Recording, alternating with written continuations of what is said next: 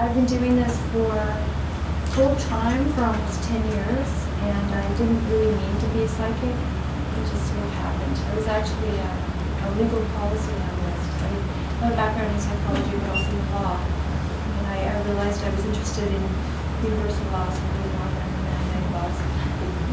Kind of normal to me, but people raise their eyebrows.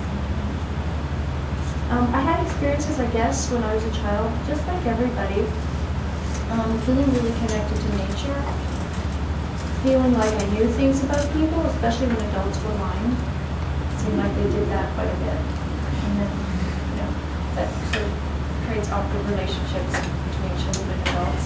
So then you end up feeling a little bit apart, and like maybe you don't belong in your family, or you don't belong with your group of friends. And I think that kind of separateness is something that a lot of artists have, or a lot of really intuitive people have, is we've had to rely on some of our senses and not really believe what other people are saying. So I think you develop this gift by doing exactly that. And I think we all have it. It's not just me or a handful of people.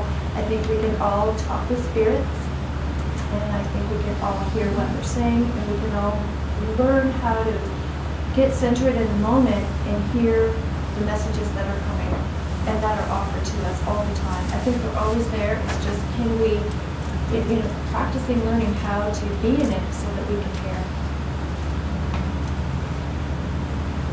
And that's basically what I do, and that's what we share in the classes that I teach or facilitate, and in groups like this, and in one-on-one readings.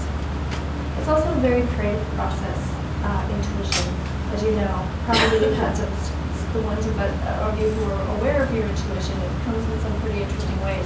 It's not very linear or logical or based on experience. It just sort of shows up, and sometimes you have to interpret what it means, and some of that we'll be doing tonight too. Like for me tonight, what I'd like to do with you, I have to be not attached to the results. I have to not even want to help you or to even look good or anything. I have to be neutral and just let it come.